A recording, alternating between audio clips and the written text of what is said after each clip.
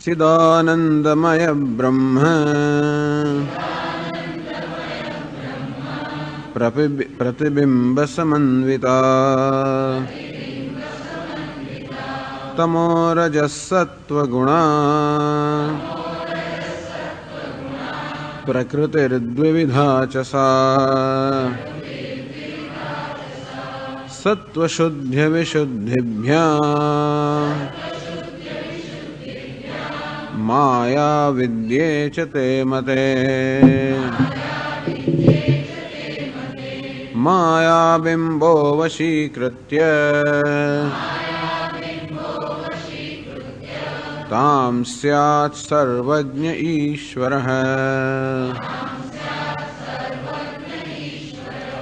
अविद्यावशगस्त्वन्यः तद्वैचित्र्यादनेकधा सा कारणशरीरं स्यात्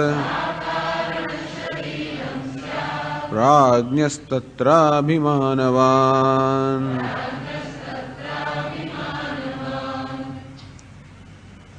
હવે ગ્રંથકાર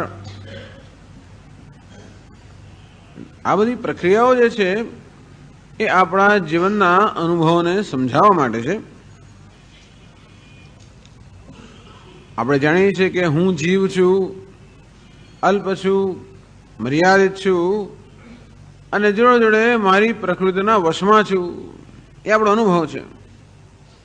આપણે જાણીએ કે ઈશ્વર સર્વજ્ઞ છે, સર્વશક્તિમાન છે, સર્વ ઈશ્વર છે અને વળી માયા કે પોતાની પ્રકૃતિ છે એનો સ્વામી છે. આ જીવ પોતાની પ્રકૃતિના વશમાં છે, ઈશ્વર પોતાની પ્રકૃતિનો સ્વામી છે. આપણો અનુભવ છે. તો એને સમજાવે છે કે ખરેખર જીવ અને ઈશ્વર તત્વ સ્વરૂપથી તો એક જ ચૈતન્ય છે અને તેથી તાત્વિક દ્રષ્ટિએ કોઈ પ્રકારનો ભેદ નથી. ઈશ જીવયો વેશધિભિદા, આ ઈશ્વર અને જીવ વચ્ચેનો જે ભેદ છે એ માત્ર વેશને કારણે છે. ઈશ્વર પણ પ્રકૃતિનો વેશ પહેરે છે, જીવ પણ પ્રકૃતિનો વેશ પહેરે છે, પરંતુ બંનેનો વેશ ભિન્ન ભિન્ન હોવાના કારણે બંનેના સ્વભાવમાં આસમાન જમીનનો તફાવત છે. એક રાજાનો વેશ પહેરે છે, એક ભિખારીનો વેશ પહેરે છે તો એક જ અભિનેતા. રાજાનો વેશ પહેરે એટલે રાજા કહેવાય, એ બધાનો અધિપતિ છે, બધું બધાની સત્તામાં છે. અને ભિખારીનો વેશ પહેરે ત્યારે એ જ ભિખારી કહેવાય. એ બિચારો કેવો છે? દીન, હીન અને સર્વ રીતે અલ્પ. તો તે જ રીતે એક જ પરમાત્મા આમ બે વેશ પહેરે છે. ઈશ્વરનો વેશ પહેરે છે, જીવનો વેશ પહેરે છે. તો ઈશ્વરના વેશને પણ પ્રકૃતિ જ કહેવાય, જીવના વેશને પણ પ્રકૃતિ કહેવાય. છતાં પણ ઈશ્વરી પ્રકૃતિ એના પોતાના વશમાં હોવાને કારણે કંઈક જુદા પ્રકારની હોવી જોઈએ, જેનાથી એ જગતનું સર્જન કરે, પાલન કરે, જગતનું નિયંત્રણ કરે. અને જીવની પ્રકૃતિ કંઈક જુદા પ્રકારની હોવી જોઈએ, કારણ કે એ બિચારો નિયંત્રિત છે, પાલિત છે, સૃષ્ટ છે, અલ્પ છે. એટલે કહ્યું કે પ્રકૃતિના જુદી જુદી અવસ્થાઓ છે. ઈશ્વરની જે પ્રકૃતિ છે એ વિશુદ્ધ સત્વ, જેમાં સત્વગુણની પ્રધાનતા છે. આ જગત પ્રકૃતિમાંથી બનેલું છે. સત્વ, રજસ અને તમસ, આ ત્રણ ગુણોની પ્રકૃતિ બનેલી છે. એમાંથી આ જગત સર્જાયેલું છે. આપણો શરીર, મન, બુદ્ધિ, ઉપાધિ પણ એમાંથી સર્જાય છે. અને ઈશ્વરનું જે શરીર છે એ પણ એમાંથી સર્જાયેલું છે. તો પ્રકૃતિના કયા અંશમાંથી ઈશ્વરની પ્રકૃતિ બનેલી છે? તો કે વિશુદ્ધ સત્વ પ્રધાન, જેમાં સત્વની પ્રધાનતા છે. સત્વ એટલે નિર્મળતા, શુદ્ધિ, પ્રકાશકતા, એ સત્વના ગુણો છે, એની પ્રધાનતા છે. એટલે આ જીવની પ્રકૃતિ અને ઈશ્વરની પ્રકૃતિ એ બેને જુદા પાડવા માટે બેને જુદા નામ આપ્યા. ઈશ્વરની પ્રકૃતિને માયા કહી, જીવની પ્રકૃતિને અવિદ્યા કહી. તો માયા એટલે વિશુદ્ધ સત્વ પ્રધાના પ્રકૃતિ, જેમાં રજોગુણ ને તમોગુણ હોય તો નહીવત અને સત્વગુણની જ પ્રધાનતા છે. જ્યાં સત્વગુણ હોય ત્યાં જ્ઞાન હોય. એટલે ઈશ્વર કેવો છે? સત્વગુણ ધરાવનારો હોવાને કારણે સર્વજ્ઞ છે, સર્વનો જ્ઞાતા છે. તો જીવની આ પ્રકૃતિ અવિદ્યા એ કેવી છે? મલિન સત્વ પ્રધાન, જેમાં રજોગુણ અને તમોગુણની પ્રધાનતા છે અને સત્વગુણ દબાઈ ગયેલો છે. સત્વગુણ છે ખરો, પણ રજોગુણ અને તમોગુણથી દબાઈ ગયેલો છે. એવું હોવાને કારણે રજોગુણ એટલે કે કામ કે ભોગ, તમોગુણ એટલે ક્રોધ, આમ રાગ દ્વેષની પ્રધાનતા છે. એવું હોવાને કારણે જ્યારે પણ રાગ દ્વેષ હોય ત્યારે એ મન આપણા કાબુમાં હોતું નથી. આપણો પણ અનુભવ છે કે જ્યારે જ્યારે મનમાં રાગ કે દ્વેષ કે એવા કોઈ પ્રકારના આવેગો હોય, રજોગુણ કે તમોગુણની પ્રધાનતા હોય, તો એ મન આપણા કાબુમાં હોતું નથી, આપણે એ મનના કાબુમાં હોઈએ છીએ. પણ જ્યારે મન સાત્વિક હોય, પ્રસન્ન હોય, નિર્મળ હોય, ત્યારે મન આપણા કાબુમાં હોય છે. તો ઈશ્વરની આ પ્રકૃતિ કેવી છે? સાત્વિક, નિર્મળ, એના વશમાં છે.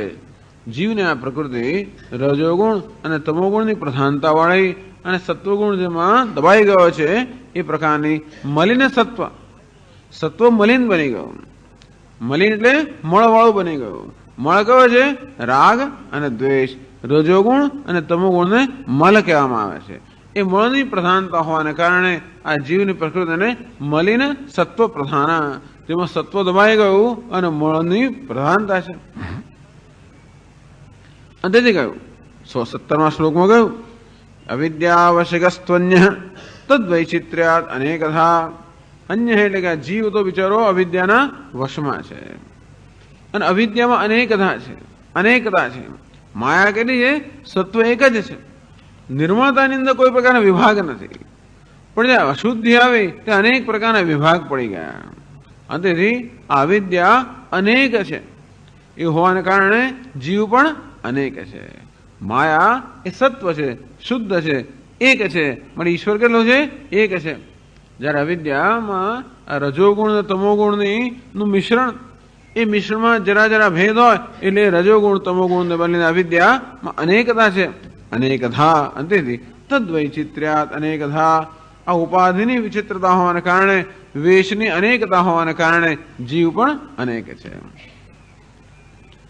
એટલે કે એક જ પરમાત્મા અવિદ્યાનો વેશ પહેરીને અનેક ભાષે છે. જાણે કે એના અનેક વિભાગ ન થઈ ગયા હોય, અનેક અંશમાં ન વહેંચાઈ ગયો હોય, તેવી રીતે અવિદ્યાનો વેશ પહેરીને એ જ પરમાત્મા અનેક જીવ રૂપે ભાસી રહ્યો છે. જ્યારે માયાનો વેશ પહેરીને એક ઈશ્વર રૂપે ભાસી રહ્યો છે. તો ઈશ્વર પણ વેશ છે અને જીવ પણ વેશ છે. પણ ઈશ્વર વેશની વિશિષ્ટતા છે કે એની ઉપાધિ માયા જે છે એના વશમાં છે, જેને કારણે સર્વજ્ઞ સર્વશક્તિમાન છે. અને જીવની વિશિષ્ટતા એ છે કે એની અવિદ્યા જે ઉપાધિ એના વશમાં પોતે છે. અને તેથી અલ્પજ્ઞ અલ્પશક્તિમાન સંસારી છે. આવું કેમ સમજાવે છે? આપણા જીવનના અનુભવોને સમજાવવાની આ પ્રક્રિયા છે. આ બધી પ્રક્રિયાઓ આપણા જીવનના અનુભવોને સમજાવવા માટે છે. તો આ પ્રકારે વર્ણન કરવાનો હેતુ પણ એ છે કે અવિદ્યા પણ વેશ હોવાને કારણે જો આપણે એ પ્રકારનો વિવેક કરી શકીએ, વેશ અને વેશનો પહેરનાર એ બેને આપણે જુદા પાડી શકીએ, તો વેશનો પહેરનાર જે પેલો શુદ્ધ ચૈતન્ય છે એનું આપણે જ્ઞાન પ્રાપ્ત કરી શકીએ. અને તેથી આ વેશ પહેરનાર અને વેશ, આત્મા અને અનાત્મા, પુરુષ અને પ્રકૃતિ, એ બે વચ્ચે આપણે વિવેક કરી શકીએ, બેને જુદા પાડી શકીએ. એટલા માટે હવે પછીનું વર્ણન છે કે બીજા વેશ છે, અવિદ્યા છે, એનો કેવા લક્ષણ છે, કેવા ધર્મ છે, એનો કેવો સ્વભાવ છે. જો આપણે ઓળખી શકીએ તો આપણે વેશને વેશ રૂપે ઓળખી શકીએ.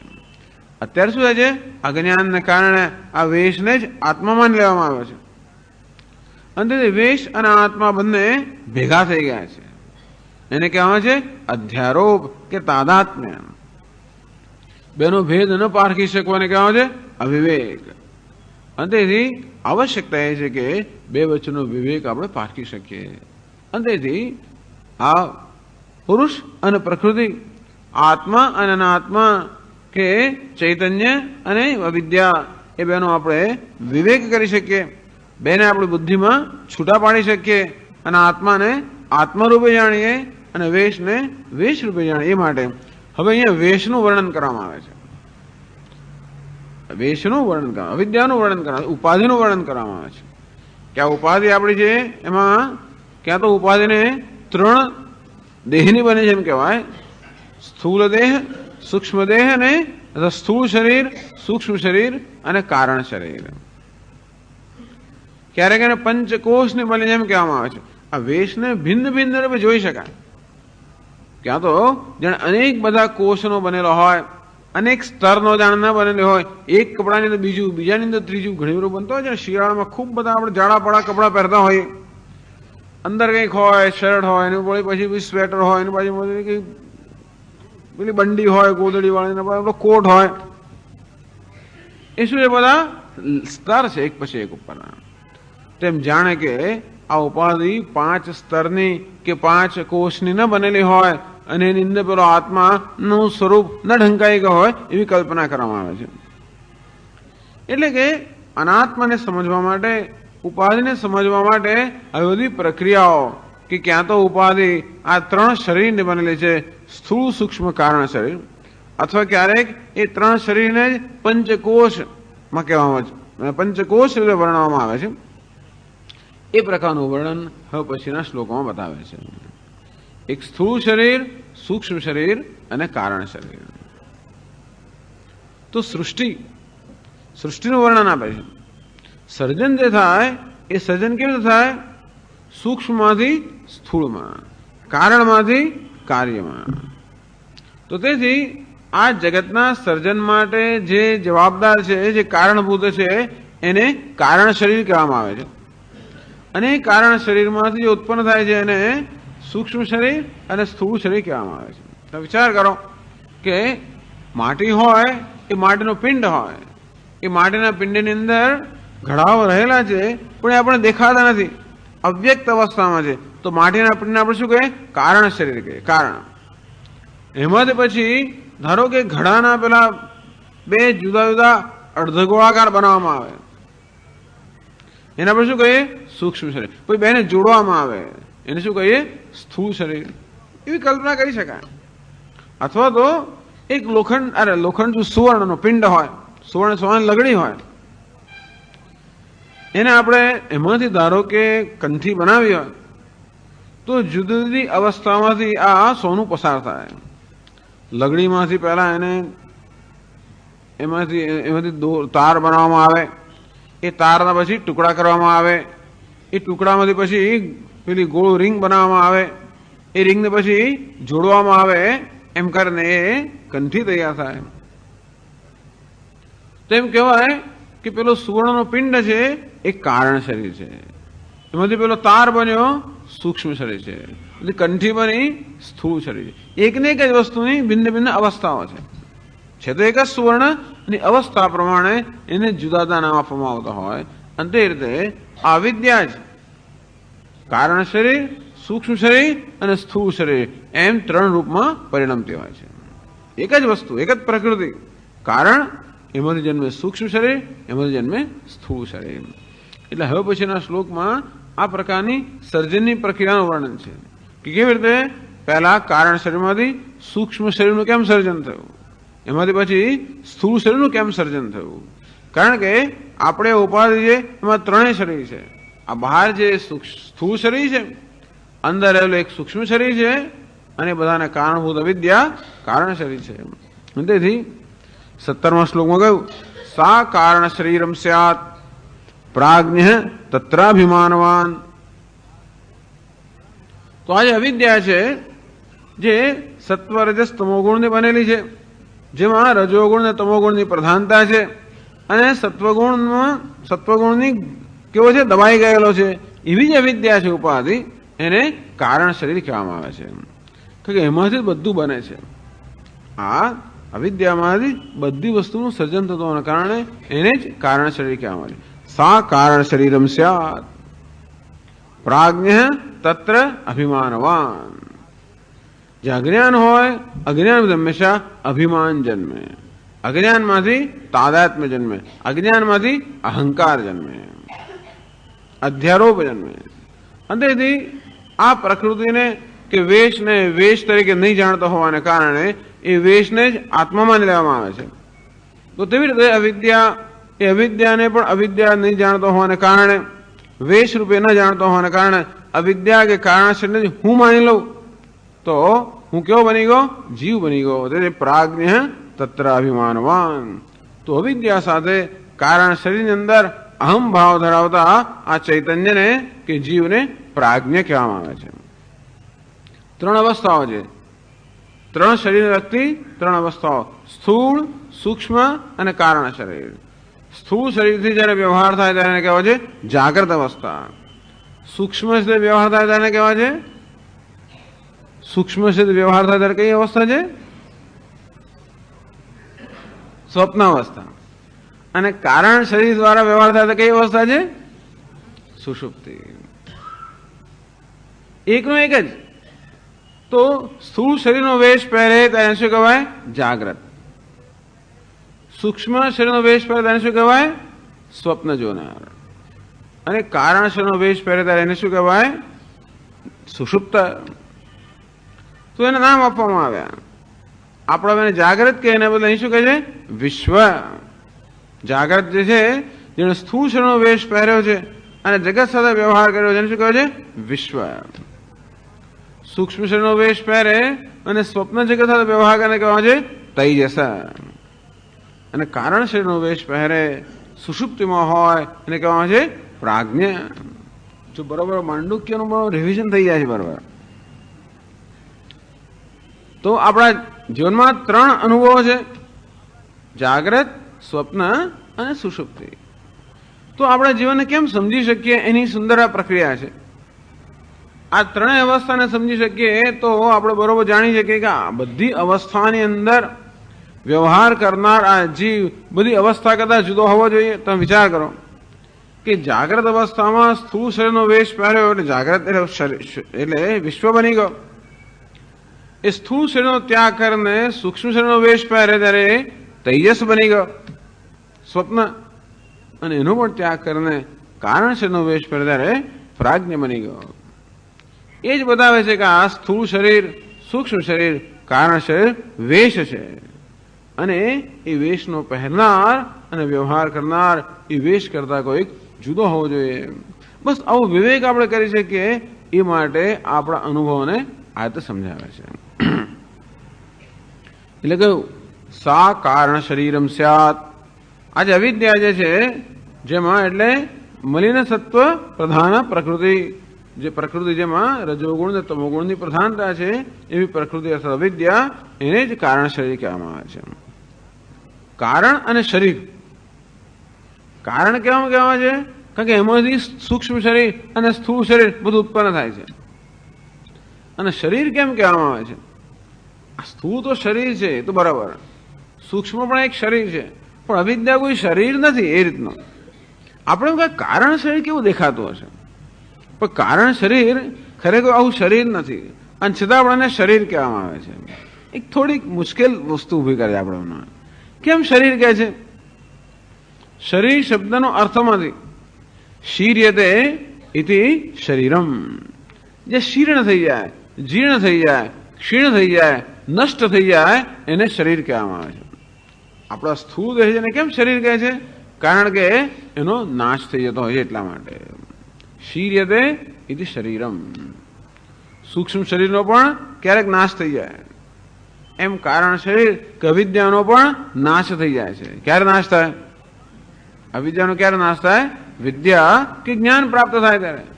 આમ જ્ઞાન પ્રાપ્ત થવાથી અવિદ્યાનો પણ નાશ થતો હોવાને કારણે એને શરીર કહ્યું. બાકી કોઈ એવું આના જેવું શરીર નથી. પણ શરીર કેમ કહ્યું? શીર્યતે, નાશવંત હોવાને કારણે અવિદ્યાને પણ શરીર કહ્યું. અને આ સૂક્ષ્મ દેહ અને સ્થૂળ દેહનું કારણ હોવાને કારણે એને કારણ કહ્યું. જે કારણ પણ છે અને શરીર પણ છે એને કારણ શરીર કહ્યું. અવિદ્યા કેવી છે? કારણ શરીર. તમને થાય કે આ કેવી રીતે અવિદ્યામાંથી સૂક્ષ્મ શરીર કેમ ઉત્પન્ન થયું અને કેવી રીતે સ્થૂળ શરીર ઉત્પન્ન થયું? તો તમે વિચાર કરો કે આપણે ગાઢ નિદ્રામાં હોઈએ, સુષુપ્ત અવસ્થામાં હોઈએ, ત્યાં સ્થૂળ શરીરનું પણ કોઈ ભાન નથી. આપણા મન કે સૂક્ષ્મ શરીરનું ભાન નથી, ત્યાં શું છે? માત્ર એક અજ્ઞાનનો અંધકાર છે.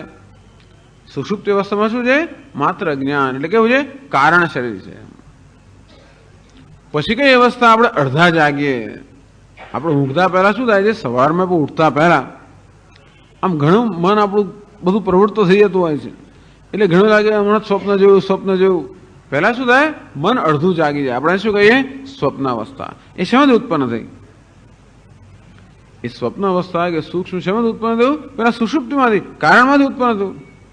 અને પછી આગળ જાગી જાય એટલે સ્થૂળ શરીર સભાન બને, એ પણ એમાંથી ઉત્પન્ન થયું.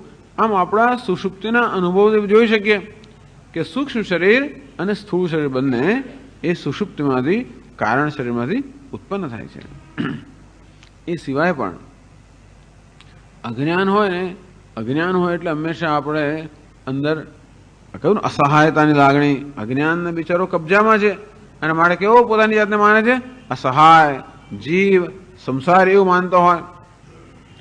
એટલે અવિદ્યા આપણામાં આ રીતે જીવની, સંસારિતાની, અસહાયતાની લાગણી ઉત્પન્ન કરે છે. અપૂર્ણતાની, અલ્પતાની લાગણી ઉત્પન્ન કરે. એમાં તરત ઈચ્છા જન્મે. એ અપૂર્ણતા મુક્ત થવાની ઈચ્છા જન્મે. કોઈને અપૂર્ણતા ગમે નહીં, માટે અપૂર્ણતામાંથી, અલ્પતામાંથી મુક્ત થવાની ઈચ્છા જન્મે. હવે ઈચ્છાને પૂરી કરવા માટે સાધન તો જોઈએ ને. ઈચ્છા જન્મવા માટે શું જોઈએ? પેલા મન જોઈએ. એને પૂરી કરવા માટે કર્મ કરવું પડે. એના માટે આપણને જ્ઞાન થવું જોઈએ.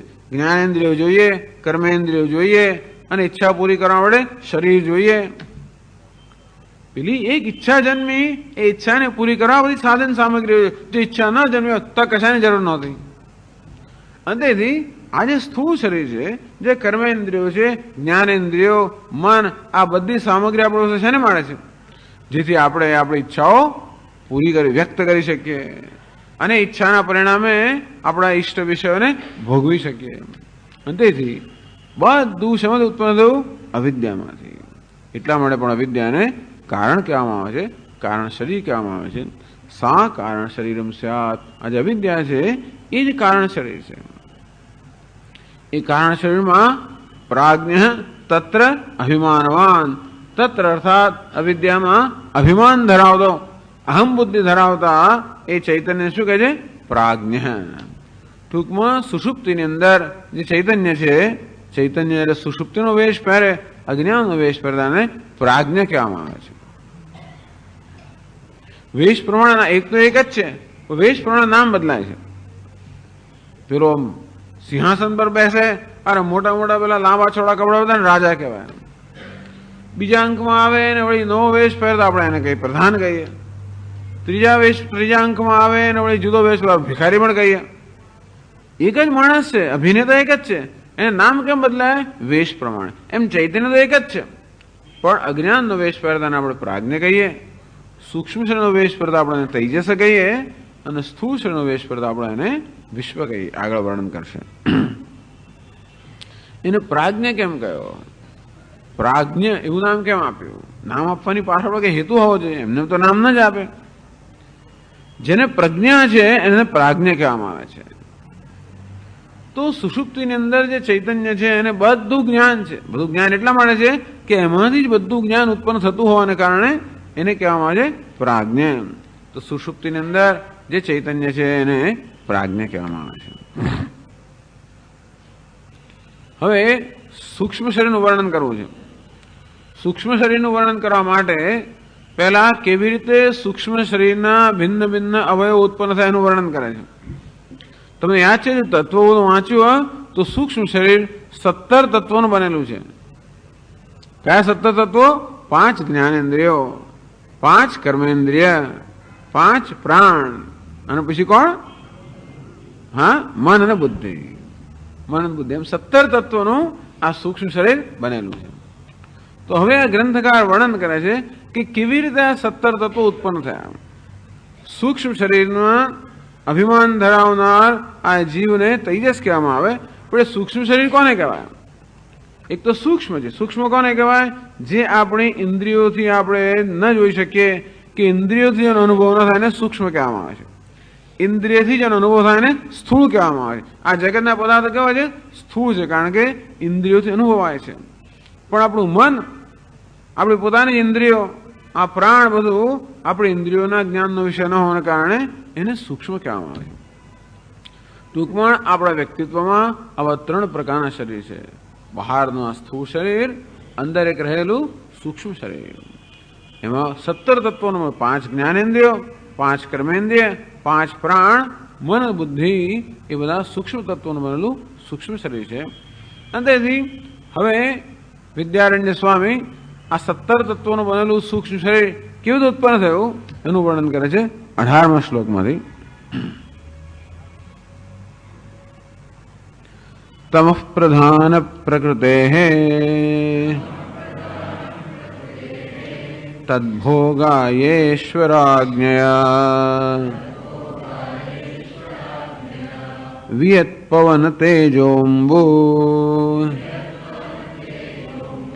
ભુવો ભૂતાનિ જગ્નિરે.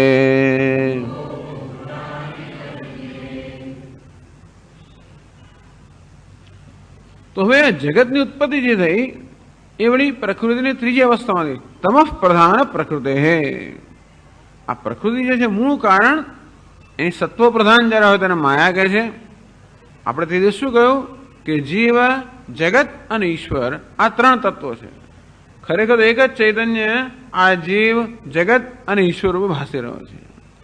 એ ચૈતન્ય જ્યારે માયાનો વેશ પહેરે ત્યારે એને ઈશ્વર કહેવામાં આવે છે, અવિદ્યાનો વેશ પહેરે ત્યારે એને જીવ કહેવામાં આવે છે, અને જડતાનો વેશ પહેરે ત્યારે એને જગત કહેવામાં આવે છે. છે તો એક જ ઈશ્વર. એની અભિવ્યક્તિ ભિન્ન ભિન્ન કેમ છે? એના વેશની ભિન્નતાને કારણે. અને તેથી આ જે છે આ જગત છે, આ ટેબલ, ખુરશી, આપણું સ્થૂળ શરીર, આ બધું સ્થૂળ જગત છે. એ પણ ઈશ્વર જ છે. એને કયો વેશ પહેર્યો છે? તો કયું? તમઃ પ્રધાન પ્રકૃતે, જેમાં સત્વ અને રજસ પણ નથી, માત્ર તમસ જ છે. જેના તરા સત્વ રજસ હોય તો, બાકી મુખ્યત્વે તમસ જ છે. એવા તમો ગુણની પ્રધાનતા જેમાં છે એ પ્રકૃતિ એ આ જગતનું કારણ છે. તમઃ પ્રધાન પ્રકૃતે, તમઃ પ્રધાન પ્રકૃતિમાંથી તદ્ભોગાય ઈશ્વરાજ્ઞયા, આ જીવને કારણ શરીર, એમાં અહંકાર છે, એમાં અપૂર્ણતા છે, એટલે અનેક પ્રકારની ઈચ્છાઓ છે. એ ઈચ્છાઓને પૂરી કરવા માટે ઈશ્વરે આ સૃષ્ટિ રચી. જો ઈચ્છા આપણને આપી હોય અને ઈચ્છાને પૂરી કરવાનું સાધન ના આપે તો બહુ કફોડી સ્થિતિ થઈ જાય. આપણે મનમાં ઈચ્છાઓ ઘણી બધી હોય અને ભગવાને ધારો કે વિષય બનાવ્યા જ નથી એના માટે. ભૂખ લાગી અને ભગવાન અન્ન જ ના બનાવે તો શું કરીએ આપણે? તરસ લાગી પણ એને પૂરી કરવાનું કોઈ સાધન ના બનાવ્યો હતો. અહીંથી ત્યાં જવાની ઈચ્છા થઈ પણ પગ આપે જ ન હોય તો. એટલે હંમેશા ઈચ્છા થાય ત્યારે ઈચ્છાને પૂરી કરવાનું સાધન પણ ભગવાન આપતો હોય છે. આ જીવમાં અનેક પ્રકારની ઈચ્છાઓ છે, અનેક પ્રકારના ભોગ એને ભોગવવા છે. એટલા માટે તદ્ભોગાય, આ બધા જીવો પોતાની ઈચ્છા પૂરી કરી શકે અને તેથી પોતે કરેલા કર્મનું ફળ ભોગવી શકે. એમ કરીને સુખ દુઃખના અનુભવ કરી શકે. ભોગ એટલે સુખ દુઃખ સાક્ષાત્કાર હે. આમ સુખ અને દુઃખનો અનુભવ નામ ભોગ. તો બધાને સુખ દુઃખનો અનુભવ કરવાની બહુ જ ઈચ્છા છે. સ્વામી તમે કહો છો કે ભાઈ દુઃખનો ભોગ કરવાનો કશી ઈચ્છા નથી, ને સુખનો ભોગ કરવાની ઈચ્છા છે. એ તો બરાબર છે, પણ અત્યારે હું જેને સુખનું સાધન માનું છું એ જ્યારે મારી સમક્ષ આવે ત્યારે દુઃખનું સાધન બની જતું હોય છે. આપણે ઈચ્છા કરી તો સુખની જ ઈચ્છા કરીએ, પરંતુ જેની પાસેથી સુખની અપેક્ષા રાખી એ વસ્તુ ઘણીવાર દુઃખનું કારણ બની જાય છે. અને તેથી આપણે ન ઈચ્છીએ તો પણ દુઃખને પણ ભોગવતા હોય છે. અને તેથી આ જીવ પોતાના કર્મ પ્રમાણે એને અનુરૂપ ફળ ભોગવી શકે.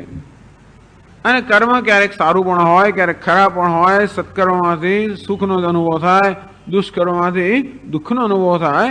આમ ધર્મ અને અધર્મ એ પ્રકારના કર્મ કરતો હોય તો પુણ્ય અને પાપ એને ઉત્પન્ન થતા હોય. અને સુખ દુઃખના અનુભવ માટે ઈશ્વરે શું થયું? સૃષ્ટિ. ઈશ્વર આજ્ઞા, ઈશ્વર આજ્ઞા કરી. ઈશ્વરની આજ્ઞાથી વિયત પવન તેજો અંબુ ભૂ ભૂતાની જગ્નિરે, આ પંચમહાભૂતો ઉત્પન્ન થયા. કોની આજ્ઞાથી? ઈશ્વરની આજ્ઞાથી. મમ યોનિર મહદ બ્રહ્મ તસ્મિન ગર્ભમ દધામ્યહમ સંભવસ્સર ભૂતાનામ તતો ભવતિ ભારત. ભગવાને 14મા અધ્યાયમાં કહ્યું કે હે અર્જુન, આ મારી પ્રકૃતિ છે, એની અંદર હું જ્યારે પ્રેરણા કરું ત્યારે જગતનું સર્જન થાય છે. તો ઈશ્વરની પ્રેરણાથી જગતનું સર્જન થાય છે. ઈશ્વરે શું કામ પ્રેરણા કરી? જેથી આ બધા જીવો પોતાની ઈચ્છા પૂરી કરી શકે. તમે કલ્પના કરો કે જીવિત આપણે રાત્રે સૂઈ જતા હોઈએ અને કેવી સુષુપ્તિ ગાઢ અંધકાર અવસ્થા છે, એમ કલ્પના કરો આ બધાય જીવો સૂઈ ગયા છે, બધાય જીવ સૂઈ ગયા છે. એ કેવી અવસ્થા છે? પ્રલયની અવસ્થા. અંદર કોઈ પ્રકારનું સર્જન નથી, કાંઈ જ નથી ત્યારે. અને ત્યારે આ બધાની ઈચ્છાઓ જે છે સુષુપ્ત અવસ્થામાં છે. આપણે જ્યારે રાત્રે ઊંઘી જઈએ ત્યારે પણ આપણી ઈચ્છાઓ કંઈ નષ્ટ નથી થતી, નાશ થતો નથી. બધું કેવું બની જાય છે? સુષુપ્ત બની જાય છે, કારણ અવસ્થામાં લીન થઈ જાય છે. અને જાગીએ ત્યારે જે ઈચ્છાઓ લઈને સૂતેલા એની પાછી એનાથી આપણે જાગૃત થઈએ છીએ. તો તેવી જ રીતે પ્રલય અવસ્થાની અંદર આ બધા જીવો સૂઈ જાય. બધાને વિશ્રામની જરૂર છે. ભગવાન બિચારો દયાળુ છે. આમ કહેવાય કે જગતનો સંહાર કરે છે, પણ જગતના સંહારની પ્રક્રિયામાં સંહાર નથી કરતો, બધાને સુવાડી દે છે. સંહાર નથી કરતો, એ વિશ્રામ આપે છે. ખરેખર એટલે આ જે મૃત્યુ છે કે જગતનો પ્રલય છે એ પણ શું છે? વિશ્રામની જરૂર છે. આ બધા જીવો કલ્પના કેટલાય જન્મની અંદર અનેક પ્રકારના ભોગ ભોગવીને થાકી ગયા હોય તો ભગવાન કહે તમે આરામ કરો, અને પ્રલય અવસ્થા આવે. પણ જે બધી ઈચ્છાઓ લઈને સૂતેલા એ ઈચ્છાઓ હજી અંદર કેવી છે? સુષુપ્ત અવસ્થામાં છે. સવારના પણ આપણે કોણ જગાડે છે? સવારના પરમાં આપણે જાગી જઈએ છીએ. એલાર્મ તો જગાડતું હોય તો ઠીક છે, પણ એલાર્મ ન હોય તોય જાગી જઈએ. કદાચ 2-3 કલાક મોડા જાગીએ, પણ જાગીએ તો ખરા જ. એલાર્મ આપણે 4:30-5 વાગે આમ ઉઠાડી મૂકે ધડધડ કરીને. ના આપણું ચાલે તો આપણે 7-8 વાગે ઉઠીએ, પણ છેવટે ઉઠીએ તો ખરા જ. આપણા મનની અંદર જે પેલી ઈચ્છાઓ સુષુપ્ત અવસ્થામાં એ જ્યારે સ્થળ મળે ત્યારે આપણે ઉઠાડે. અર્થાત સુષુપ્ત અવસ્થામાં રહેલી ઈચ્છાઓ પોતાની જાતને અભિવ્યક્ત કરવા માટે સળવળતી હોય છે, અને ત્યારે એ ઈચ્છાઓ વ્યક્ત થાય.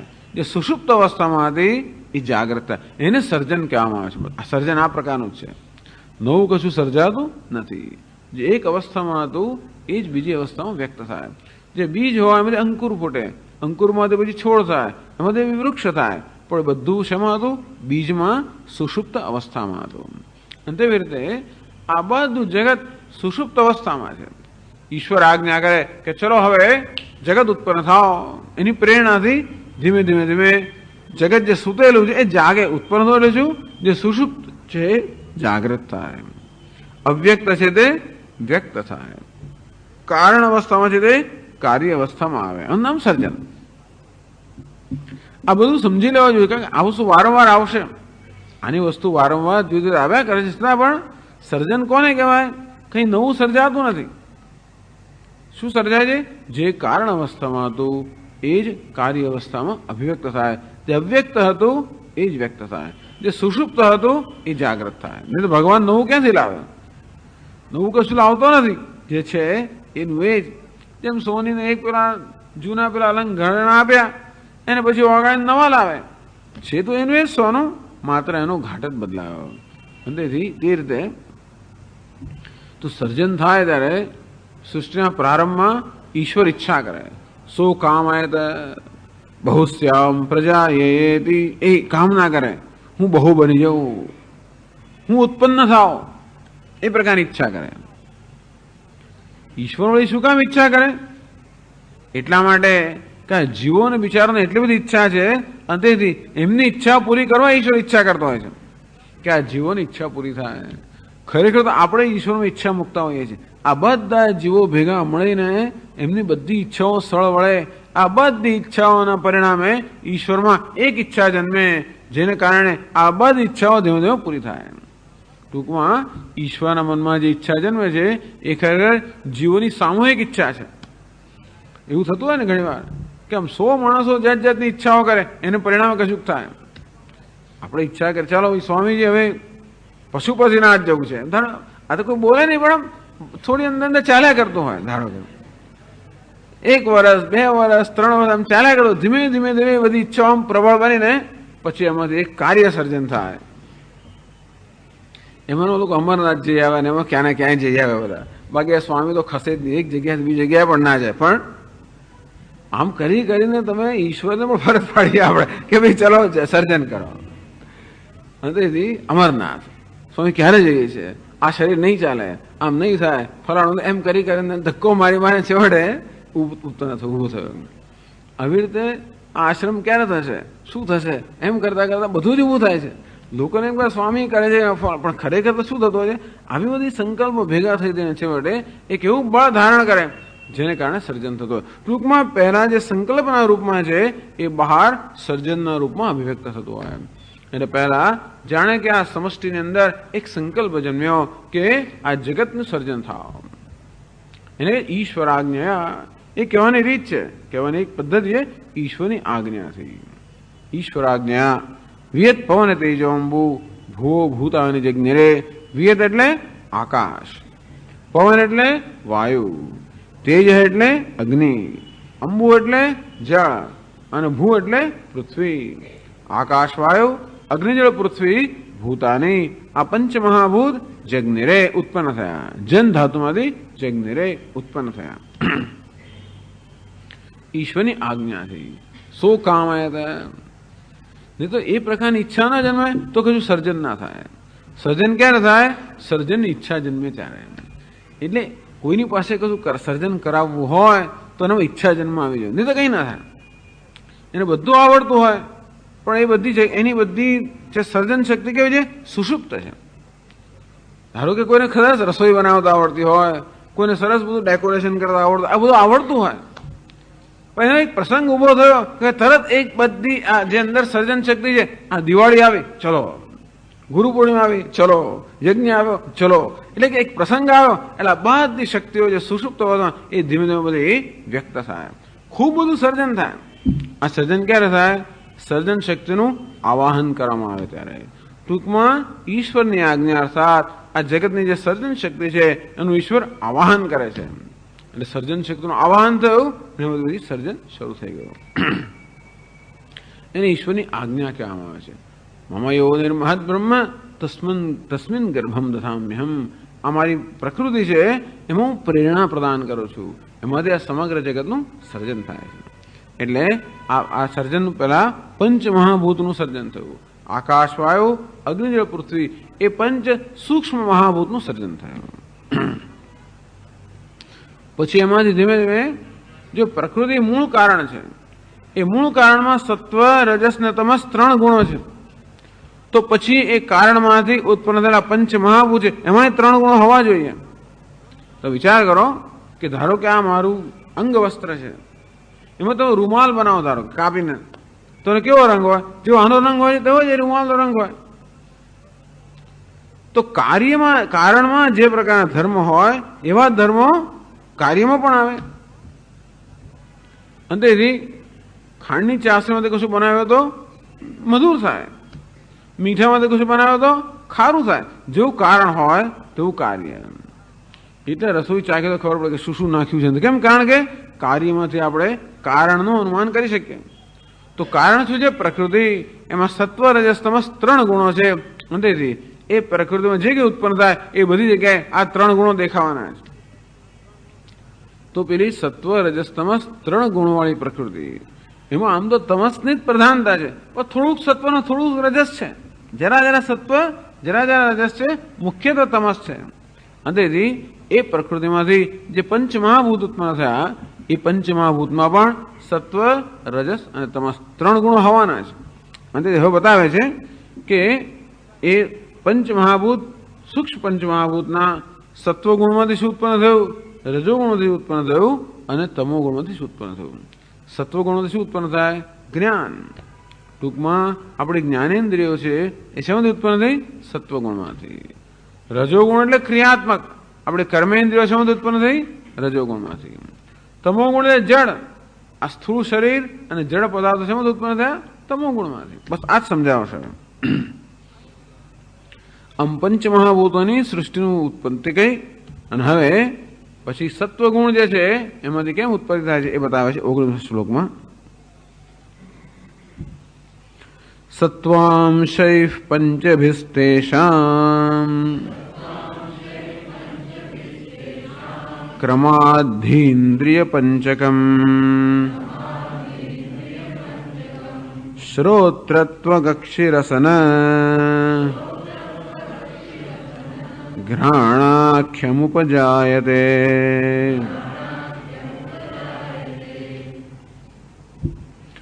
સત્વાંશૈ પંચભિઃ તેષામ. આ તેષાં પંચમહાભૂતાનામ, આ પાંચ મહાભૂત જે થયા સૂક્ષ્મ પંચમહાભૂત, જેને તન્માત્ર પણ કહેવામાં આવે છે, સૂક્ષ્મ પંચમહાભૂત, એ દરેક મહાભૂતની અંદર એક સત્વ અંશ છે, રજસ અંશ છે અને તમસ અંશ પણ છે. તો પહેલા કોનું સર્જન થાય છે? સત્વ અંશનું. આ પ્રત્યેક મહાભૂત છે એનો સત્વ અંશ છે, એમાંથી એક એક જ્ઞાનેન્દ્રિયનું સર્જન થાય છે. સત્વાત સંજાયતે જ્ઞાનમ. સત્વનો ધર્મ છે જ્ઞાન. પણ આપણે જે પાંચ જ્ઞાનેન્દ્રિયો છે, કઈ પાંચ જ્ઞાન? શ્રોત્ર એટલે સાંભળવાની ઇન્દ્રિય, ત્વગ અર્થાત સ્પર્શની ઇન્દ્રિય, અક્ષી એટલે કે આંખો જોવાની ઇન્દ્રિય, રસના એટલે કે જીભ સ્વાદની ઇન્દ્રિય, અને ઘ્રાણ એટલે કે નાક અર્થાત ગંધની ઇન્દ્રિય. આ પાંચ ઇન્દ્રિયો આપણી છે જ્ઞાનેન્દ્રિયો. એને કેમ જ્ઞાનેન્દ્રિયો કહેવામાં આવે છે? જ્ઞાન જનકાન ઇન્દ્રિયાણી જ્ઞાનેન્દ્રિયાણી. જે જ્ઞાનને જન્મ આપે છે ઇન્દ્રિયને જ્ઞાનેન્દ્રિય કહેવામાં આવે છે.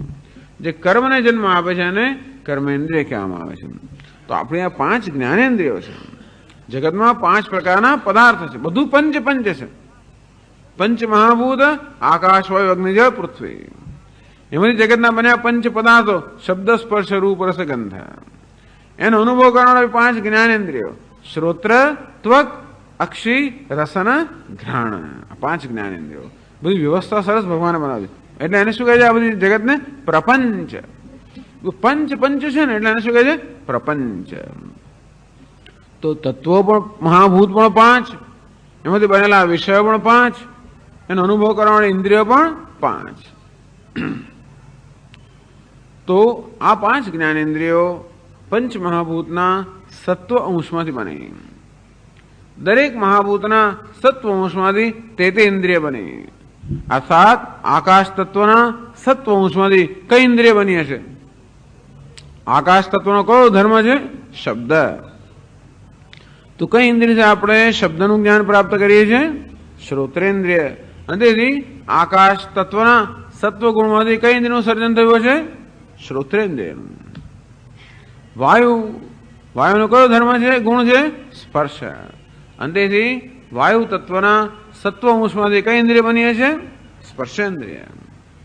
અગ્નિ, એનો કયો ગુણ છે? તો કે રૂપ કે રંગ. અને માટે અગ્નિ તત્વના સત્વાંશ કઈ ઇન્દ્રિય બની છે? ચક્ષુ, જેનાથી આપણે રૂપ રંગનું જ્ઞાન પ્રાપ્ત કરીએ. આવી સરસ વ્યવસ્થા છે. ઇન્દ્રિયોને પેલા પંચમહાભૂતોને મિત્રતા છે, કારણ કે ઇન્દ્રિયો પંચમહાભૂતમાંથી બનેલી છે.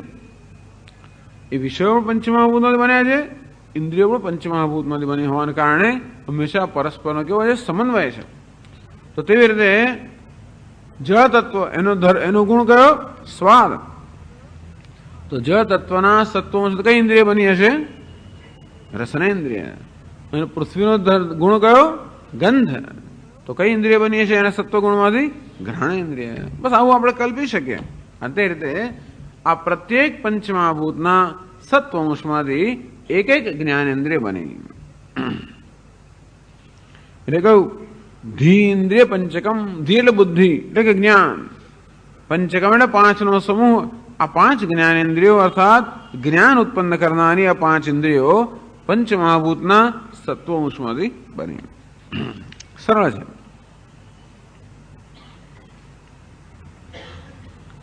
તો હવે પાંચ ઇન્દ્રિયોના સત્વંશ, જુદા જુદા સત્વંશમાંથી પાંચ જ્ઞાનેન્દ્રિય બની. બધા સત્વંશ ભેગા કરીએ તો શું બને? મન બને છે. એ સમજાવે છે 20મા શ્લોકની અંદર. તૈરંતઃકરણમ સર્વૈઃ વૃત્તિભેદેન તદ્વિધા મનોવિમર્શ રૂપમ સ્યાત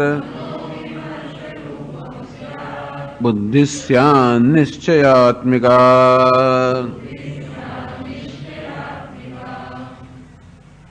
તૈઃ અંતઃકરણમ સર્વૈઃ અંતઃકરણમ. તૈઃ એટલે બધા પાંચ મહાભૂતો છે, એના સત્વ અંશ છે. એમાંથી બધા સત્વંશમાંથી સંમેલિત બધાને કર્યા. એમાં શું બન્યું? આપણું મન બન્યું, અંતઃકરણ બન્યું. આપણા તત્વબોધમાં આ બધો ચાર્ટ આપેલો છે. શેમાંથી શેનું સર્જન થયું તત્વબોધની અંદર એક ચાર્ટ આપેલો છે.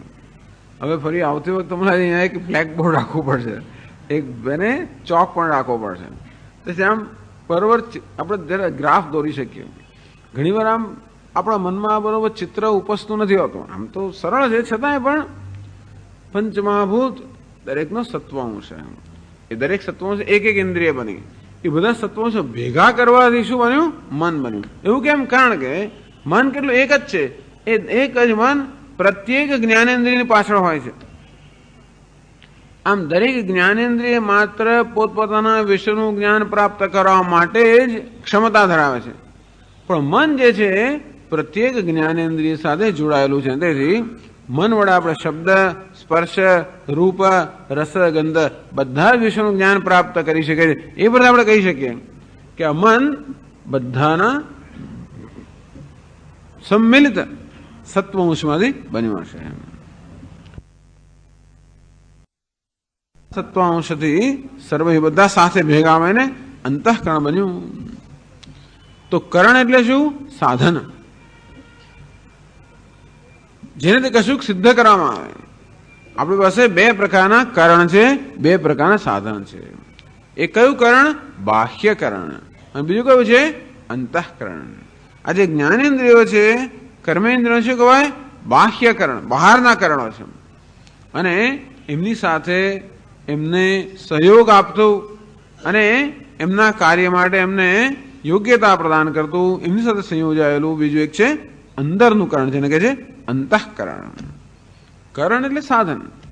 જેવી રીતે પેલો કઠિયારો હોય, કઠિયારો લાકડા ફાડતો હોય તો છે ને લાકડા ફાડે? કુહાડીથી. કુહાડીને શું કહેવાય? કરણ કહેવાય. જેના વડે કશું કરવામાં આવે છે, જેના વડે ક્રિયા કરવામાં આવે છે એને શું કહેવાય? કરણ. જો કુહાડી ન હોય તો લાકડા ના ફાડી શકે. ભલે ને કઠિયારો હોય ને બધા લાકડા હોય ને બધું જ હોય, તો કુહાડી ના હોય તો ન થઈ શકે. અને તેથી લાકડા ફાડવા માટે જે આવશ્યક વસ્તુ છે એને શું કહેવાય? કરણ. તેવી રીતે આ શબ્દ સાંભળવા માટે બધું જ આપણી પાસે હોય, પણ કાન જ ના હોય તો? મન પણ છે, શરીર પણ છે, બધી વ્યવસ્થા છે, પણ કાન ના હોય તો આપણે શબ્દ ન સાંભળી શકીએ. માટે શબ્દ સાંભળવા માટે આવશ્યક કે અસાધારણ કારણ કયું છે? કાન. માટે એને શું કહેવાય? કરણ.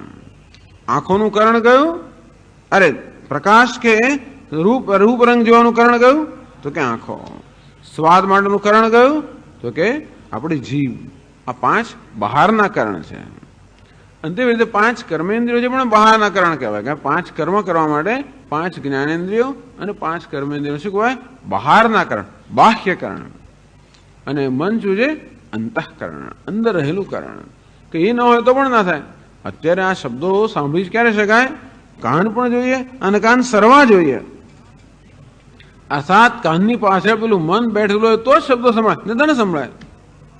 હવે ઘણી વાર આવું પ્રવચન બહુ લાંબુ ચડું થતું હોય ને પછી આમ જરાક સમજ પડે નહીં કે આ શું બધા પંચમહાભૂત ને સત્વ રજ હોય, એટલે આપણું મન બીજે જતો ધારો કે, તો પછી આ શબ્દો બોલાતા હોય તો પણ ન સંભળાય. કાન ભલે ખુલ્લા છે, કદાચ શબ્દો પડતા હશે અહીંયા, પણ આપણને ન સંભળાય. કેમ? કારણ કે આપણું મન કાનની પાછળ નથી. અને તેથી એ મન પણ આ જ્ઞાન માટે આવશ્યક છે.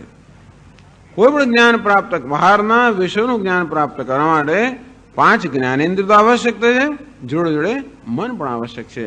આવશ્યક હોવાને કારણે એને કરણ કહે છે. અસાધારણ કારણમ કરણમ, જેના વગર ન ચાલે એને કહે છે કરણ. આંખ વગર ન ચાલે, રૂપ રંગ જોવા દો, પણ એની આંખ હોય તો પણ ના ચાલે, મન વગર પણ ના ચાલે. આમ આંખ અને મન બંને શું બન્યા? કરણ. આંખ બહારનું કરણ, મન અંદરનું કરણ. અને તેને અંતઃકરણ કહે છે. એ અંતઃકરણમાં બધા જ વિષયોનું જ્ઞાન પ્રાપ્ત કરવાની ક્ષમતા હોવાને કારણે આપણે સમજી શકીએ કે એ અંતઃકરણ બધા જ મહાભૂતના સત્વંશમાંથી મળીને બન્યું હશે. કારણ અંતઃકરણ પણ માત્ર આકાશના સત્વંશ બન્યું તો મારે સાંભળી જ શકે, પણ એ જોઈ ન શકે. પણ અંતઃકરણ તો મન તો સાંભળી પણ શકે છે, જોઈ પણ શકે છે, સ્વાદ પણ લઈ શકે છે. એનો અર્થ એ થયો કે મન પંચમહાભૂતના મળે મિલિત સત્વંશમાંથી બનેલું છે. વૃત્તિ ભેદે તદ્વિધા, આપણું અંતઃકરણ કે મન છે એનું વૃત્તિ ભેદ એની બે પ્રકારની પ્રવૃત્તિને કારણે એને પણ બે પ્રકારનું ગણવામાં આવ્યું છે. ટૂંકમાં અંતઃકરણ જે છે એની પણ બે અવસ્થાઓ છે, બે પ્રકારના કાર્ય કરતો હોવાને કારણે. મન વિમર્શ રૂપમ સ્યાત બુદ્ધિ સ્યાત નિશ્ચયાત્મિકા.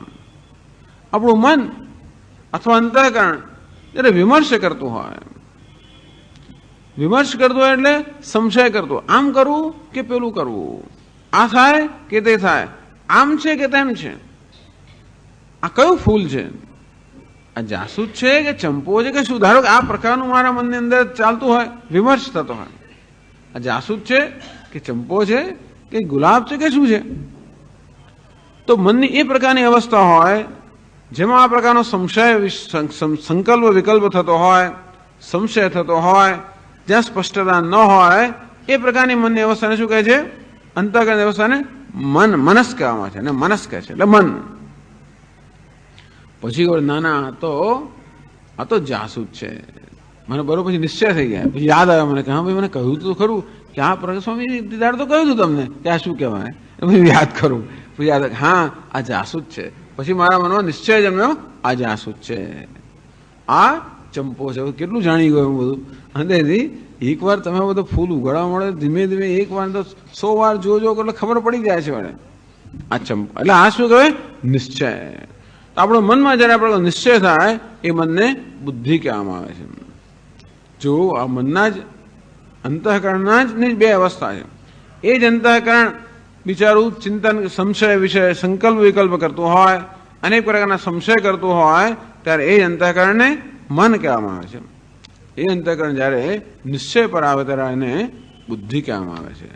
તેથી વૃત્તિ ભેદેન તદ્વિધા, વૃત્તિ ભેદેન પરિણામ ભેદેન, એ જ અંતઃકરણની બે અવસ્થાઓ છે. સામાન્ય પહેલી અવસ્થા કઈ હોય?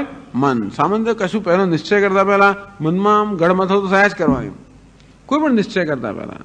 અને હું તો કોઈ સવારમાં પછી તત્વતીર્થમાં જવું કે ન જવું, પૂજામાં જવું કે નહીં, ગળમથલ થાય. કેટલી બસ લેવાની ને કેટલા કલાક થશે ને ક્યારે પહોંચીશું ને ક્યારે પાછા આવીશું, રસોઈ ક્યારે થશે, ફલાણું ક્યારે થશે, આમ કરીને બધી ઘણી ગળમથલો થાય. ત્યારે નિર્ણય ન લેવાતો હોય એ પ્રકારનું જયારે થતું ત્યારે એ અવસ્થાને શું કહેવાય? મનસ. પછી નિર્ણય લીધો ને જવું જ છે એ શું કહેવાય? બુદ્ધિ. અથવા એવો નિર્ણય નથી જવું, એ પણ નિશ્ચય છે. બંને પ્રકારનો નિશ્ચય છે. જવું એવો નિશ્ચય આવે કે નથી એવો નિશ્ચય જન્મે. નિશ્ચય જન્મે નિરાશ થઈ જાય. નિશ્ચય જ્યાં ન જન્મે ત્યાં સુધી મનમાં આપણને અશાંતિ હોય, અજંપ હોય. નિશ્ચય જન્મ્યો બસ નિરાશ થઈ ગઈ, જવું છે એ જવું છે. એ વહેલા ઉઠીશું, આમ કરીશું, ગમે તે કરીશું, વહેલા કરી નાખીશું, નથી જવું એટલે સારું, ચાલ નથી જવું. તો આ પ્રકારનો નિશ્ચય જન્મે મનની એ અવસ્થાને કહે છે બુદ્ધિ. એક જ મન, જેમ ના માનો કે બે વસ્તુ છે અંદર, કે એક જગ્યાએ મન છે ને બીજી જગ્યાએ બુદ્ધિ છે. એક જ અંતઃકરણ છે, એક જ અંતઃકરણની આ બે અવસ્થાઓ છે. ઘરની અંદર હું હોઉં તો ઘરની અંદર કેવું હોઉં? ધારો કે ઘરની અંદર મારું કયું સ્થાન હોય? ધારો કે હું પિતા છું, અને બહાર જવું ત્યારે હું શું બની જાઉં? મેનેજર બની જાઉં. એક જ માણસ છે, પિતા પણ એક જ છે અને મેનેજર પણ એનો છે. પણ એ કાર્ય ઘરમાં હોય ત્યારે એનું કાર્ય જુદું હોય, અને બહાર હોય ત્યારે મેનેજર. બહાર તો 50 માણસોનું સાંભળતો હોય, ઘરમાં એકે જ ના સાંભળતું હોય, પિતા હોય એટલે એક જ માણસ છે. અવસ્થા એની જુદી જુદી છે. અને તેથી એ અવસ્થાના ભેદને કારણે એને જુદા જુદા નામ મળતા હોય છે. તેવું તો અંતઃકરણ પણ એની અવસ્થાઓ છે. એ જ્યારે બિચારું ગડમથલ કરતું હોય, સંકલ્પ વિકલ્પ કરતું હોય, નિશ્ચય બનાવી શકતું હોય, એને શું કહેવાય છે? મન કે મનસ.